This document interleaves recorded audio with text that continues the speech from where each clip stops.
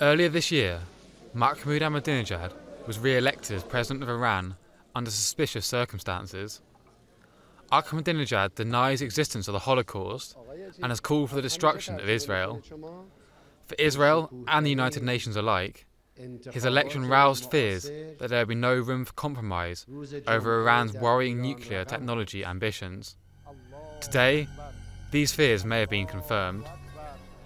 This morning, Iran test-fired some of the longest-range missiles in its arsenal, capable of reaching Israel and US bases in the Gulf. The tests come just days before crucial talks between Iran and the UN about its nuclear program, and many in the West have taken them as a gesture of defiance. Financed by groups from Hamas to Hezbollah, Iran sees developing its own nuclear technology as a sovereign right. Iranian nuclear physicist Behruz Bayat believes that Iran will use the fear generated by such stunts to gain political control over the UN. I don't think we're talking about Iran building an atom bomb. I rather think that it's about the regime being in a position to force concessions from the West through its potential.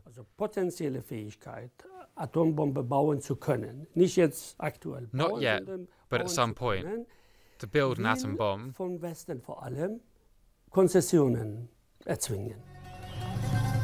The worry is that the response to this threat will be less than diplomatic. Since the election in June, Iran has ignored many of the requirements of the UN Security Council regarding their nuclear policies. The Iranian Natanz nuclear plant currently runs 4,900 centrifuges of enriched uranium. Although this is low enriched uranium, produced exclusively for civilian purposes, it is feared that with an initial mastering of technology, this could be used for military purposes. Now, Iran has announced the building of a second uranium enrichment plant, despite UN demands that it cease its enrichment activities. Just 20 miles away from Isfahan, one of the most beautiful cities in the Middle East, lies the sanctum of nuclear Iran. Laboratories at this nuclear plant are constructed deep underground, protected from potential airstrikes, particularly from the Israeli military.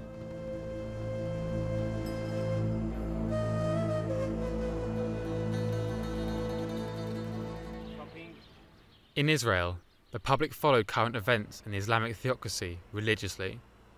Iran's controversial nuclear program has met with most resistance from Israel. For Israelis, it is simply a threat to the existence of Israel.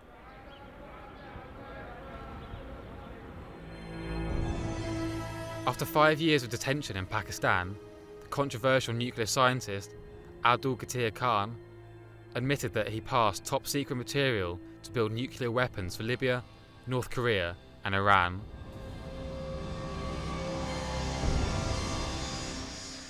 Israel already holds potential plans to launch an air attack on Iranian nuclear facilities. These secret recordings show how Israeli Air Force has harboured plans to attack Iranian nuclear facilities for over a year.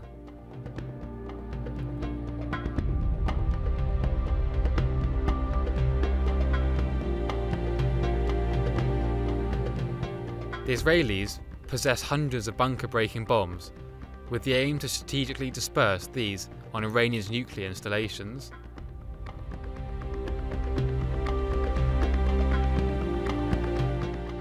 I guess the targets are there are so many smaller targets. Some of them maybe cannot be attacked. I don't know.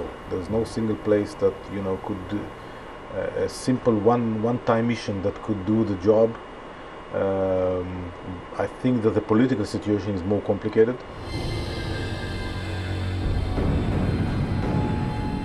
My belief is that it's going to be difficult, much more difficult than attacking the Iraqi nuclear plant back in '81 by Israel, but it's not impossible. And it is a bit easier for the United States, more difficult for Israel. And there are several problems involved in this difficulty. One is, for Israel, is a distance. From Israel to the Iranian border is about 1,000 kilometers. Now we had to add several hundred kilometers until the area of the nuclear site, which is more or less in this area. Yet Israel has experience of a surprise attack on nuclear facilities. It's June 7th, 1981, and this is Operation Babylon. 14 Israeli fighter jets fly into a high-risk secret mission. Their goal is to attack the Iraqi nuclear reactor in Oziraq, near Baghdad. These are recordings of the attack by Israeli fighter pilots. Without accurate maps, it takes 1 hour and 50 minutes of flight over enemy territory to find their goal.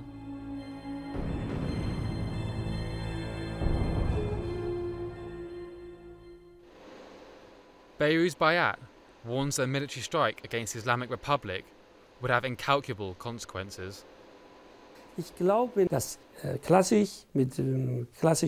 don't believe such an installation could be destroyed through conventional weapons.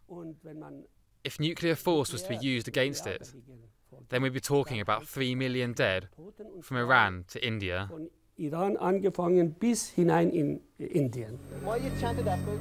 According to the US General of Staff and the Israeli service, Iran would be capable of producing nuclear weapons within a very short period of time.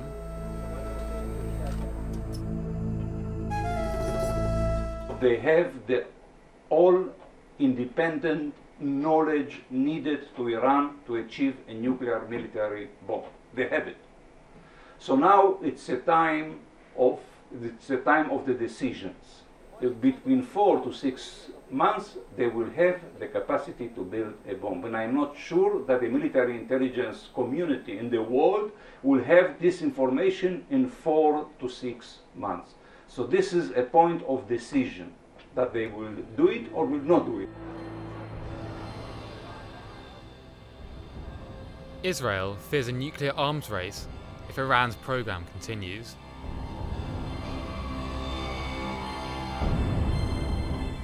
Imagine that Iran has nuclear capabilities. Well, of course, Iran will not remain the last country to have nuclear capabilities. Then you have Saudi Arabia, Egypt, Jordan, Turkey. So this region is such a tough place without this kind of nuclear capabilities. Just you can imagine what will happen if the nuclear weapon is being introduced. The question is, can diplomacy continue to be the international policy on Iran's nuclear technology? The United Nations have announced that if Thursday's meetings with Iran yields no progress, tougher sanctions rather than military actions will be most effective. But Israel's military remains vigilant and hostile to negotiation. They will wait no longer than the end of the year for an answer.